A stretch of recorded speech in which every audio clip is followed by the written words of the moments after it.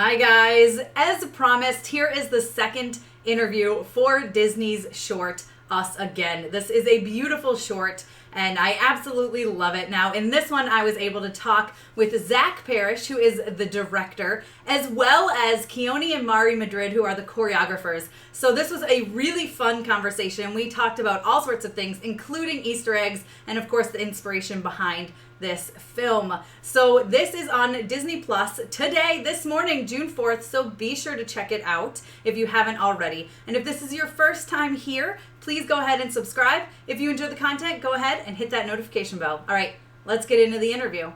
Hey, Tessa from Mama's Geeky here. Thank you so much for stopping by my YouTube channel. Thank you guys so much for taking the time today. I absolutely love this short. It's so magical. My family and I have watched it so many times. We got the screener, we watched the screener, we went and we saw it in the theater. It's absolutely amazing. So can you talk to me about, this is the first theatrical short for Disney in 5 years. It's a long time. It's amazing. So can you talk, like both of you, or all of you, but we can start with Zach, just how it feels to be a part of a Disney short?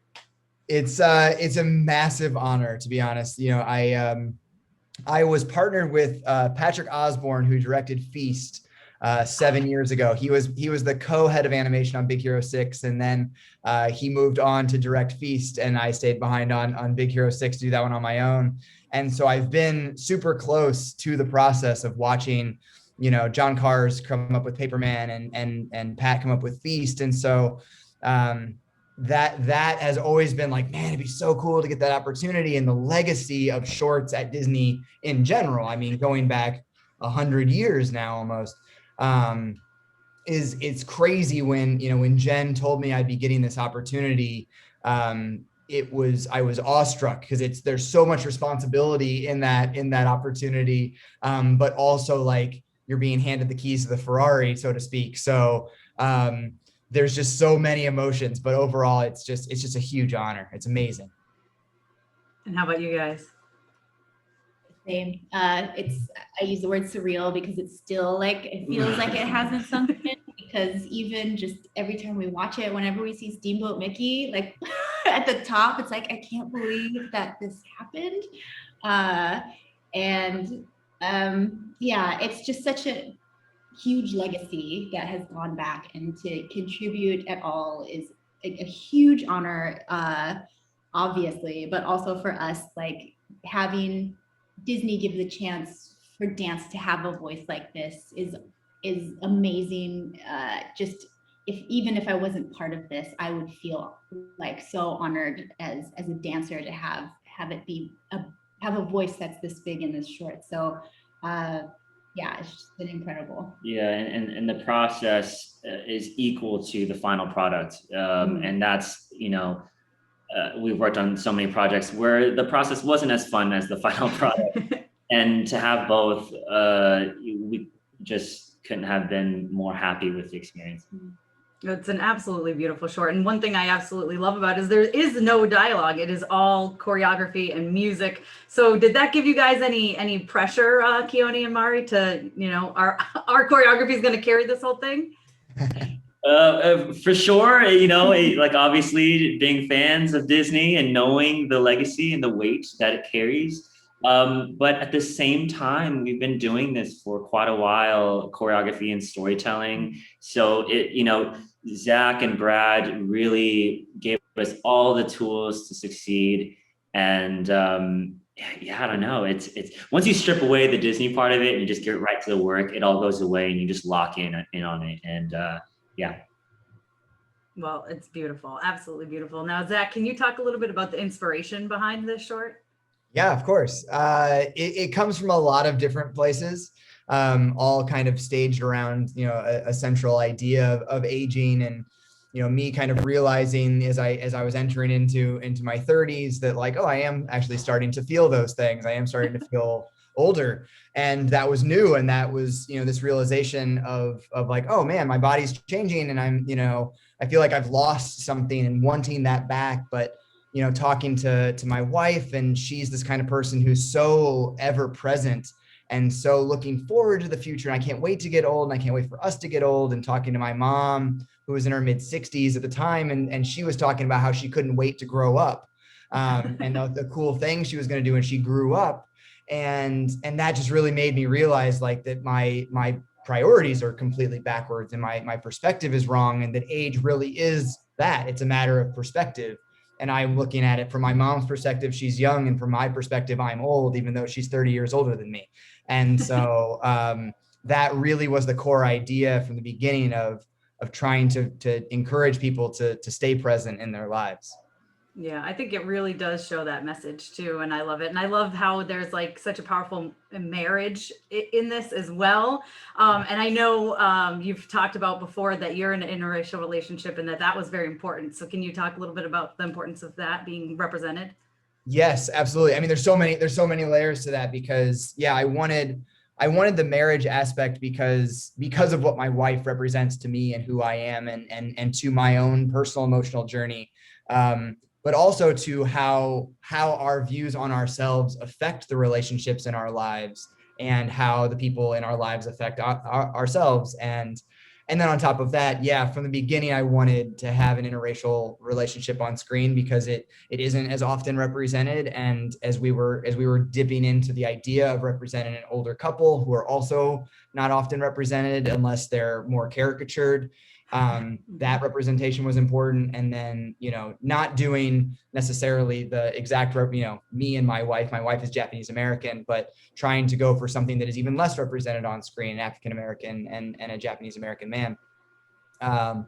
That all of that was really important, but to do it authentically was even more important. And so, we made sure that we had our diversity and inclusion teams both inside the building and through the Disney company, seeing everything as we were going, talking about people's lived experiences and their views on aging and their views on their family and things like that, to make sure that all of that was done with as much authenticity as humanly possible. Well, it's absolutely beautiful. And Keone and Mari, can you talk a little bit about what drew you to want to work on this short, besides it being Disney, of course? Because we would have said yes.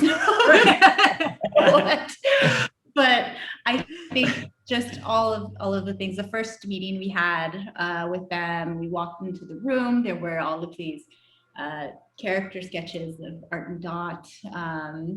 There was photos of like dance and cities and colors, and it just hits on so many levels, because it's a married couple. The fact that it's interracial couple, we're kids of interracial couples, and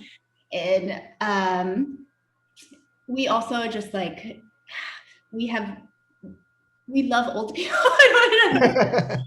We've played around with portraying old people as well, in our own work before that, and just like love our grandparents. There's just so much richness that comes with age, and I don't know, there's just everything about it was just like a yes. It was an easy yes. I don't think there was anything that was like, oh, this is a red flag, I don't know if we should. It was all there, and very personal for us. Yeah, and I think just the respect level from the very beginning, Zach and Brad really wanted us to know that they wanted us as not just choreographers, but as story partners. And that was, we rarely walk into projects where they see us that way. And for a company like Disney to respect us in that way from the very beginning they were just, checking boxes left and right. So we actually had a checklist of